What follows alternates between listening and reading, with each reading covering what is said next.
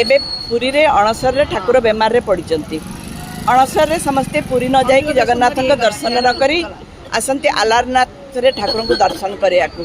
से काहे के आलारनाथ स्टोरी जो दर्शन करिया को आसंती। आज आमे माने समस्ते संग होके आसीचु आलारनाथ आसीचु। आमे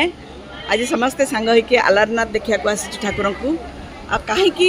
आलारनाथ हमें अलारनाथ काहे कि अणसर रे आसंती से विषय आमको घनश्याम प्रधान बाबू टिकेना को भल भाव कहे। अलारनाथ भी जगन्नाथ गोटे रूप एटा प्राय पुरी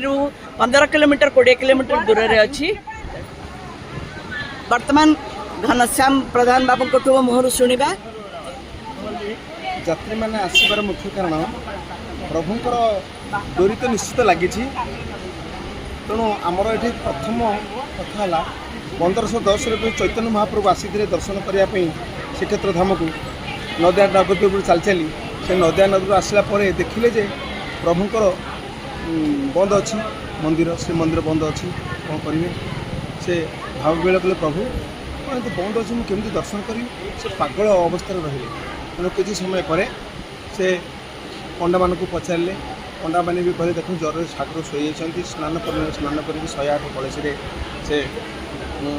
ज्वर हो जाए गाधेला ज्वर हुए तेणु 15 दिन ये एना दर्शन मिल ना तुम रथ पर आसो सी कहना रथ पर जब मुझे आसबि ताल प्रभु मुझे प्राण विसर्जन सीना करदी मुझे आसवा संभव न हो पारे किंतु मत दर्शन दिंतु प्रभु जब मो दर्शन से व्याकुल हो पड़े व्याकुल होगापर 3 दिन प्रभु से अरुणखम्भ पाखे उपास भोकर प्रभु को डाकिले ध्यान कले प्रभु कथा से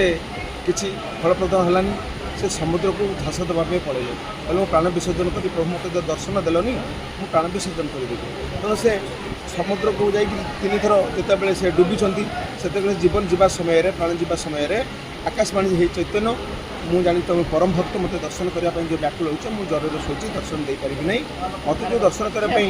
इच्छा करा मो अलारनाथ रूप तुमको दर्शन करी से पश्चिम दिग 20 किलोमीटर पश्च को पड़े जाती से हरे कृष्ण महामंत्र जपी जपी जपी जपी तेणु जगन्नाथ नाम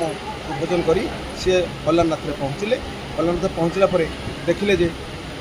विशाल बड़ पत्थर से पाखे पड़ी आज्ञा से पत्थर पर 108 थर प्रणाम कलापर से अलारनाथ मो जगन्नाथ को से भाव देखिपुं से चिन्हटा एपर्यंत भी अच्छी से भाव चिन्ह अच्छी मुंड हाथ गोड़ जमी मनुष्यर आकृतिर सबू से प्रभुंर एना बर्तमान से चिन्ह अच्छी तेणु यही भावटा भगवान को एमती गोटे कृपा अच्छी आ भक्तर एत शक्ति अच्छी से शक्तिटा आज सारा पृथ्वी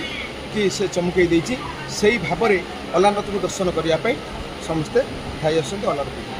धन्यवाद। आपण बहुत बढ़िया भाग्य पाई जे प्रभु को सेवा करिवार आपन को सुजोग मिली। आज आप जो स्टोरीटा जो कहले बहुत लोग जानी नथिबे से माने आज आपनकर स्टोरीटा सुनिबा को पाइबे तेणुक आपन को मो तरफ बहुत बहुत धन्यवाद।